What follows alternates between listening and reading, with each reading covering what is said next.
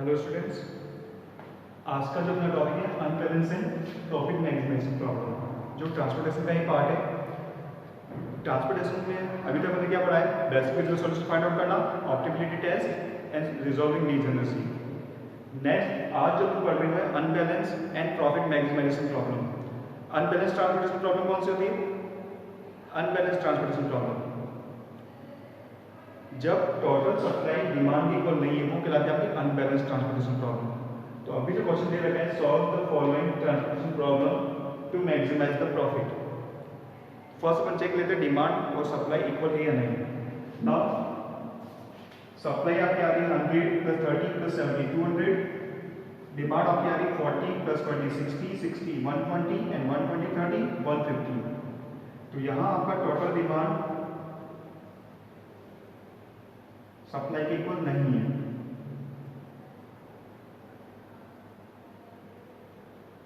Total demand is not equal to total supply. तो ये तो कहलाती है आपकी अनबैलेंस ट्रांसपोर्टेशन प्रॉब्लम। और ट्रांसपोर्टेशन प्रॉब्लम को सॉल्व करने के लिए अपन को क्या चाहिए? Balance transportation problem. जब भी आपको इस तरह से केस आएगा, उस केस में अपन को क्या करना पड़ेगा? प्रॉब्लम को बैलेंस करना पड़ेगा। तो we have to balance the problem by adding dummy row और डमी कॉलम। अगर सप्लाई कम है तो डमी रो ऐड हो जाएगी, और डिमांड कम है तो कम यूज हो जाएगा डमी कॉलम। तो यहाँ काम क्या है? डिमांड कितना चाहिए? 50 और चाहिए एक्स्ट्रा, तो एक डमी कॉलम अपन ऐड कर लेते हैं। डेस्टिनेशन नंबर 5, ये जो है वो कहलाता है आपका डमी। क्या कहलाएगा? डमी। और डिमांड कितनी रिक्वायरमेंट है आपको? 50 की रिक्वायरमेंट है, तो इसमें दे देंगे 50। अब आपकी टोटल डिमांड होगी 200 और सप्लाई की आपकी 200 होगी। तो प्रॉब्लम क्या होगी आपकी? Balance transportation problem. प्रॉब्लम क्या होगी? Balance transportation problem. तो फर्स्ट चीज तो क्लियर होगी। प्रॉब्लम को बैलेंस करने के लिए क्या यूज करते हैं? डमी रो और डमी कॉलम। जब भी आपकी प्रॉब्लम अनबैलेंस होगी, उस केस में आपको डमी रो या डमी कॉलम का यूज करके उसे बैलेंस करना है। नाउ ये 50 जो है वो एक्स्ट्रा है, सिर्फ बैलेंस करने के लिए यूज हुई है। इसका ट्रांसपोर्टेशन कॉस्ट पे कोई इफेक्ट नहीं पड़ना चाहिए। इसका ट्रांसपोर्टेशन कॉस्ट पे कोई इफेक्ट नहीं पड़ेगा। उसके लिए अपन क्या कर सकते हैं? अगर ये 50 कहीं एडोल्टी हो जाती है तो उसकी ट्रांसपोर्टेशन कॉस्ट क्या ले लेंगे? अपन 0 ले लेंगे, और 0 से मल्टीप्लाई करेंगे तो उसका एक्चुअल जो ट्रांसपोर्टेशन कॉस्ट है उस पर इफेक्ट नहीं पड़ेगा। तो यहाँ जो डमी जो लिया है उसकी ट्रांसपोर्टेशन कॉस्ट आपको क्या लेंगे? 0। उसकी ट्रांसपोर्टेशन कॉस्ट आपको क्या ले लेंगे? 0। तो ये तो हो गया प्रोसेस अनबैलेंस को बैलेंस में कन्वर्ट करने का। ना गिवन प्रॉब्लम क्या है? Solve the following transportation problem for maximise profit. इस प्रॉब्लम को आपको सॉल्व करना है for maximise the profit. But transportation problem किसके ऊपर करता है? Minimising the cost. Transportation problem आपका वर्क करता है for minimising the cost. Now अगर इसको एक्चुअल ट्रांसपोर्टेशन प्रोसेस से सॉल्व करेंगे तो आपकी कॉस्ट क्या हो जाएगी? मिनिमम होगी, वो मैक्सिमाइज नहीं हो सकती। आपकी कॉस्ट क्या हो जाएगी? मिनिमम हो जाएगी, वो मैक्सिमाइज पॉसिबल नहीं है। और इसे ट्रांसपोर्टेशन प्रॉब्लम से ही सॉल्व करने के लिए आपको फर्स्ट प्रॉब्लम को किसमें कन्वर्ट करना पड़ेगा? मिनिमम फॉर्म में कन्वर्ट करना है। किस फॉर्म में कन्वर्ट करना है? मिनिमम फॉर्म में। और उसके बाद ट्रांसपोर्टेशन की एक्चुअल प्रोसेस आपको यूज करनी है। First we have to convert it into minimum form. Now minimum form में कन्वर्ट करने के लिए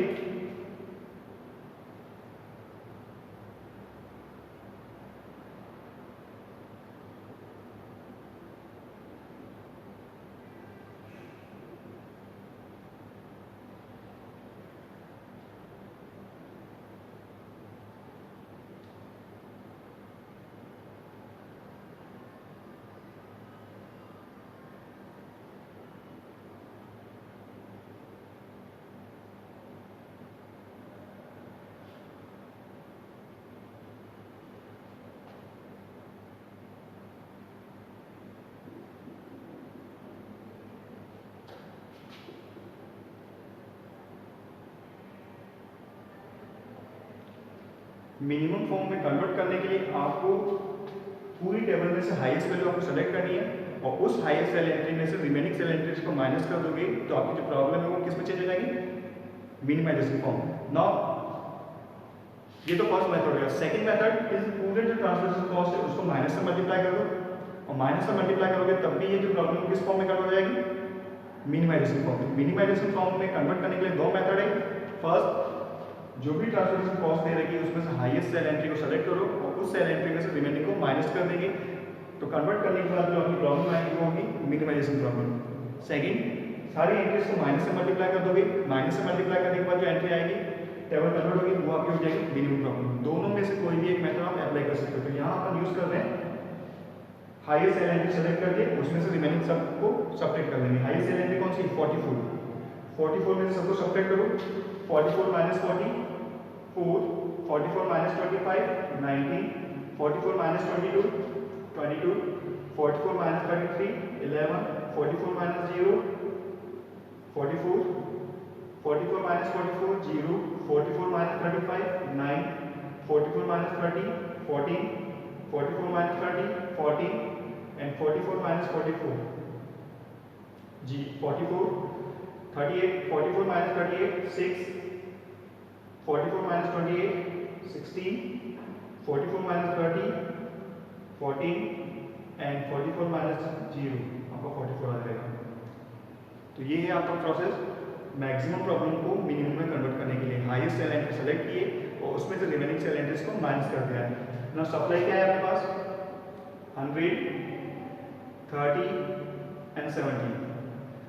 डिमांड दे रखी है आपको 40 20 60 30 एंड 50। ठीक है, तो ये हो गया प्रोसेस मैक्सिमाइज प्रॉब्लम को मिनिमम में कन्वर्ट करने का।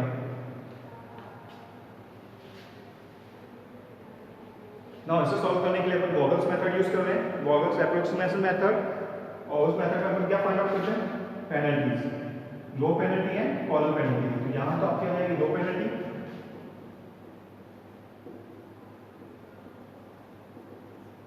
और यहां पर यूज कर लेते हैं कॉलम पेनल्टी।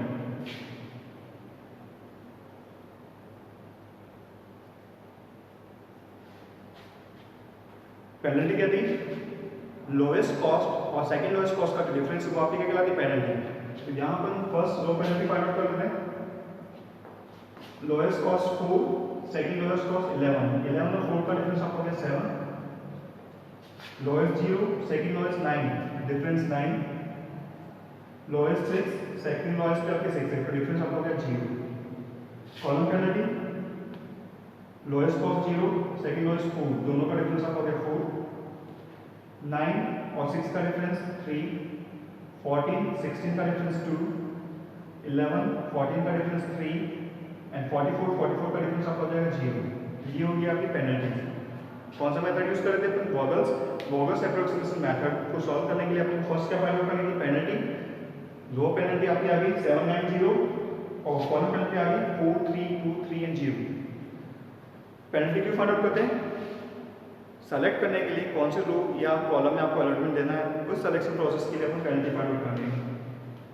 ना हाई कौन से रो या कॉलम सेलेक्ट करेंगे जिसमें सबसे हाईएस्ट पेनल्टी हो। किसमें हाईएस्ट पेनल्टी 9 किसमें आ रही रो नंबर सेकंड। तो सेकंड रो आपकी सेलेक्ट हो जाएगी। सेकंड रो में अब मिनिमम कॉस्ट कौन सी है, किसको अलॉटमेंट देना है जिसकी कॉस्ट मिनिमम है। सेकंड रो में मिनिमम कॉस्ट कौन सी है 0, तो 0 को अलॉटमेंट देना है। 0 की डिमांड है 40 और 0 की सप्लाई 30। 40 डिमांड है 30 सप्लाई है, 30 दे सकते हैं तो 0 को अपने अलॉट कर दिया 30। रिमेनिंग डिमांड 10 और रिमेनिंग सप्लाई 0। क्लियर। कौन सा 0 हो गया सेकंड रो कंप्लीट हो चुकी है क्योंकि इसकी सप्लाई कंप्लीट हो गई। तो सेकंड रो कैंसिल आउट कर देंगे। हर एक अलॉटमेंट के बाद अपन को पेनल्टी फाइंड आउट करनी है। सेकंड पेनल्टी फाइंड आउट करो। पेनल्टी नंबर सेकंड 4 और 11 का डिफरेंस 7।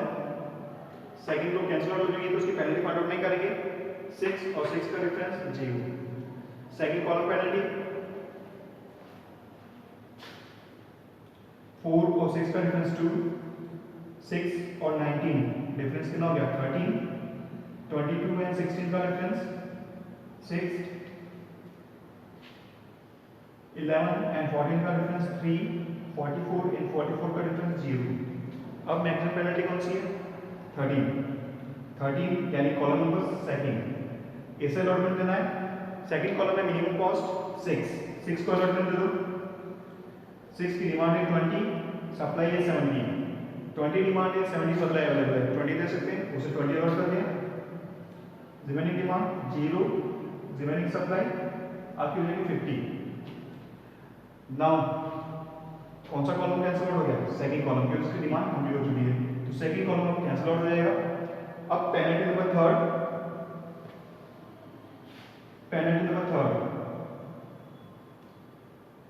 4 और 6 का डिफरेंस 2, सेकंड कैंसिल आउट हो गया। 22 और 16 का डिफरेंस 6, 11 एंड 14 का डिफरेंस 3, 44 और 44 का difference 0। Third row penalty,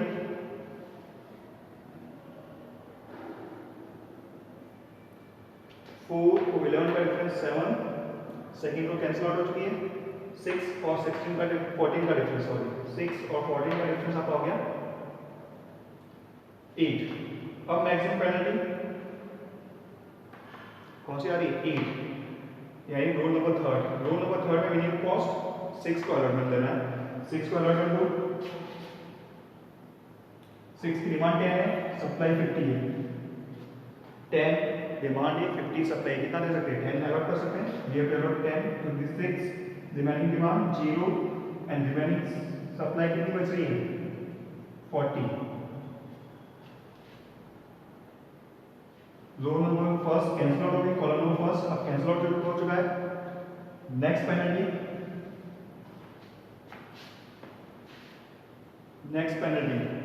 penalty number 4, 11 और 22 का डिफरेंस 11, सेकंड कैंसिल आउट हो चुकी है। 16 और 14 का difference 2। Penalty number 4, first column second column cancel out हो गया। 16 22 का डिफरेंस 6, 11 14 का डिफरेंस 3, 44 44 का डिफरेंस 0। अब मैक्सिमम पेनल्टी कौन सी? 11, रो नंबर फर्स्ट रो में मिनिमम कॉस्ट 11, इस 11 को सप्लाई करो। डिमांड है 30, सप्लाई है 700, तो 30 दे सकते हैं। Remaining demand 0, remaining supply 70। तो कॉलम नंबर 4 भी आपका कैंसिल आउट हो गया। Next penalty number 5th penalty find out करो। पेनल्टी नंबर 5, 22 और 44 का डिफरेंस 22, सेकंड रो एलिमिनेट हो चुकी है। 16 एंड 44 का डिफरेंस 16 एंड 44 का डिफरेंस कितना हो गया? 28। Column penalty, first column eliminate हो गया, सेकंड एलिमिनेट हो गया। 16 22 का डिफरेंस 6, 4 भी कैंसिल आउट हो चुका है। 44 और 44 का डिफरेंस 0। अब मैक्सिमम पेनल्टी कौन सी है? 28। इट मींस कहां अलॉटमेंट देना है आपको? रो नंबर थर्ड रो में मिनिमम कॉस्ट 16, डिमांड कितनी है इसकी? 60, सप्लाई कितनी अवेलेबल है? 40, कितना दे सकते हैं? 40 दे सकते हैं, तो 40 सप्लाई कर दी। Remaining demand 20 and remaining supply 0। Third row भी आपका कैंसिल आउट हो गया। नाउ सेकंड और थर्ड रो कैंसिल आउट हो चुकी है। Second and third row cancel out हो चुकी है, ओनली फर्स्ट रो बची है। और पेनल्टी का क्या प्रोसेस था? पेनल्टी क्यों यूज करते हैं for selecting row and column. अब अपन को पता है कि जो भी अलॉटमेंट है फर्स्ट रो में आएगा, तो यहाँ पर पेनल्टी फाइंड आउट नहीं करेंगे। क्या फाइंड आउट नहीं करेंगे? पेनल्टी को फाइंड आउट नहीं करेंगे, डायरेक्टली फर्स्ट रो में ही अलॉटमेंट देना है। तो फर्स्ट रो में मिनिमम कॉस्ट 22 की डिमांड 20, सप्लाई 70। 22 की डिमांड कितनी है? 22 की डिमांड आपकी है 20 और सप्लाई दे रखा है 70, तो इसे 20 अलॉट कर दिया। Remaining that supply 50, remaining demand 0। अब कौन सा बचा है? ओनली 44, डिमांड भी 50 है, सप्लाई भी 50 है, 50 से अलॉट कर दिया। रिमेनिंग डिमांड 0 और रिमेनिंग सप्लाई 0। तो ये आपका फिजिकल सॉल्यूशन है बाय वॉगल्स मेथड। अब चेक करो ये बेसिक फिजिकल है या नहीं। कंडीशन क्या थी? Total number of allotment is equal to n plus n minus 1। किसके इक्वल होना चाहिए? n plus n minus 1। Allotment check करो 1 2 3 4 5 6 7 कितनी आ रही? 7 अलॉटमेंट आ रही। Number of row 3, number of column 5 minus 1 कितना होता है? 3 प्लस 5 माइनस 1 7 इक्वल है। And the solution is basic feasible solution. Now total profit, total profit कितना हो जाएगा?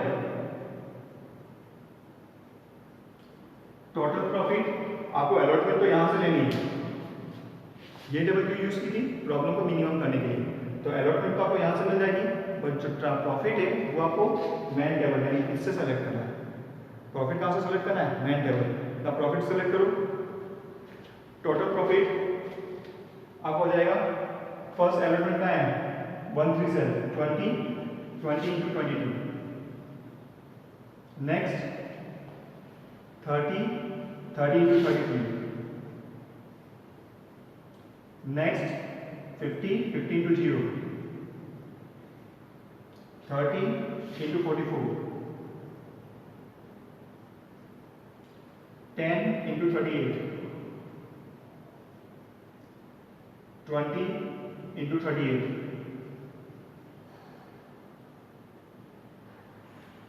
और 40 into 28। कैलकुलेट करो इसे।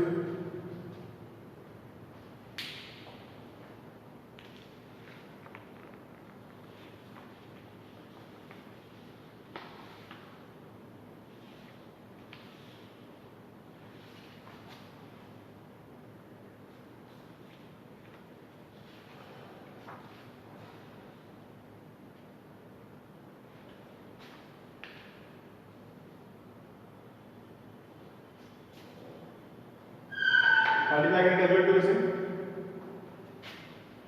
ठीक है, तो अलॉटमेंट कहां से लेनी है आपको? जो सॉल्यूशन प्रोसेस में टेबल में यूज किए, और प्रॉफिट जो है वो मैन टेबल से लेना है। तो ये आपकी हो जाएगी ₹5010। तो ये है अपनी ट्रांसपोर्टेशन प्रॉब्लम। आज का topic unbalance and profit maximisation problem. Unbalance and profit maximisation problem. Clear? तो यहाँ अपना ट्रांसपोर्टेशन प्रॉब्लम कंप्लीट होता है। नेक्स्ट जो प्रॉब्लम अपन सॉल्व करेंगे, टॉपिक जो है अपना वो है असाइनमेंट प्रॉब्लम। ठीक है, तो नेक्स्ट अपन करेंगे असाइनमेंट प्रॉब्लम। ये था आपका ट्रांसपोर्टेशन प्रॉब्लम जो कंप्लीट हो चुका है, जिसमें अपन ने basic feasible solution find out करना, ऑप्टिमिलिटी टेस्ट, डीजेनरेसी, अनबैलेंस और प्रॉफिट मैक्सिमाइजेशन प्रॉब्लम सॉल्व की थी। क्लियर? Thank you.